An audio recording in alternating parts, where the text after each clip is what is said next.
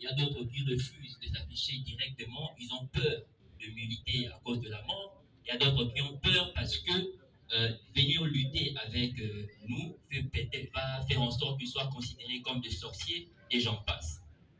Ce qui fait que nous avons que 3% de ceux qui préfèrent militer ouvertement ou indirectement, mais vraiment militer dans cette lutte pour la liberté de l'Afrique de Kama. Mais nous avons eu un problème parmi les 3% de ceux qui veulent militer. Chacun veut militer de son côté. Chacun a des égos. Nous avons la division partout. Parmi les chefs coutumiers, parmi les Fumu, forcément, on va entendre que là-bas aussi, ça ne va pas. Chez les Pévalons, on n'en parlons pas. Dans les Inankong, on n'en parlons pas. Même dans le mouvement panafricaniste, il y a toujours eu ce grand problème. Voilà pourquoi, en mettant à côté nos égos, la soif du leadership, il y a eu des organisations telles que l'Afrocentricité internationale qui a dit que non, il ne va pas lutter en ordre dispersé. Nous avons eu le Front Banakama qui a dit que nous ne devons pas lutter dans l'ordre dispersé. Dans l'afrocentricité, il y a eu le délégué qui est notre président, c'est ça, le président Logolalo Ilondo. Le Front Banakama qui est le Front Banakama qui est délégué par moi-même qui vous parle, le frère Boulopoué Nyamabu. Nous avons l'urgence panafricaniste aussi qui fait partie du Conseil des sages du Kama. S'il y a un délégué, j'aimerais aussi qu'il passe devant. L'urgence panafricaniste, s'il y a des délégués, sont là.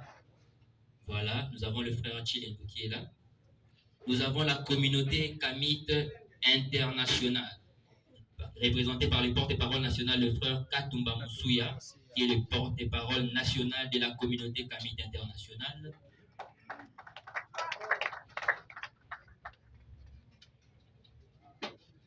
Nous avons aussi les délégués de la nouvelle vision panafricaine, le frère Belepei Kwete, s'il est présent, il peut déjà avancer.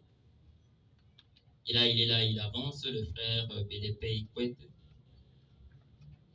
Nous avons aussi Kush Kamit Congo.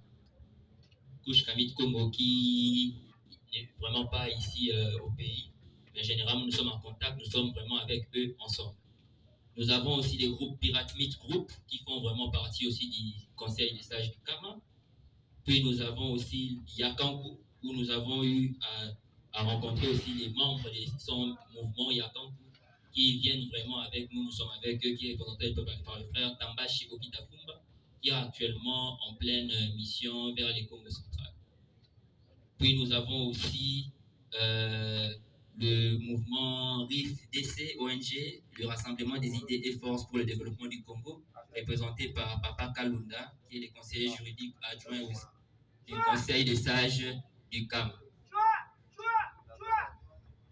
Nous avons aussi Nouvelle Vision panafricaine, j'avais déjà cité, qui est représentée par, qui a un délégué, Belepei Kwet, qui est l'organisation aussi du président Yamba Yamba, qui est le lauréat de ce jour. Voilà un peu en quelques lignes ce qu'on peut dire du Conseil des sages du Kama, qui est une plateforme, une organisation qui contient des organisations. Nous avons mis à côté nos leaderships, nous avons mis à côté nos échos. C'est un exemple que la jeunesse a compris et qui applique. C'est aussi un exemple que nos aînés doivent aussi le faire parce que ce problème est sérieux et je vous assure, avec cette jeunesse, ça ne continuera jamais. Je vous assure, tant que nous sommes là, tant que nous avons une envie. Voilà pourquoi nous avons fait le retrait des deuils de Moutounde et puis nous voulons remettre le prix panafricain. Nous avons donné le nom de Moutounde qui est un grand esprit pour nous panafricanistes ou kamites. Nous tous, on s'est dit que non, voilà, nous devons avoir un trophée ou un prix ou un diplôme que nous devons donner à tous les panafricanistes parce qu'il y en a beaucoup. Mais Papa Yamayamba est le premier lauréat. Voilà en long et en large. Surtout, retenons une chose dans le conseil des sages du Kama, c'est ce qu'on appelle en lingala Bomoko Matondoni.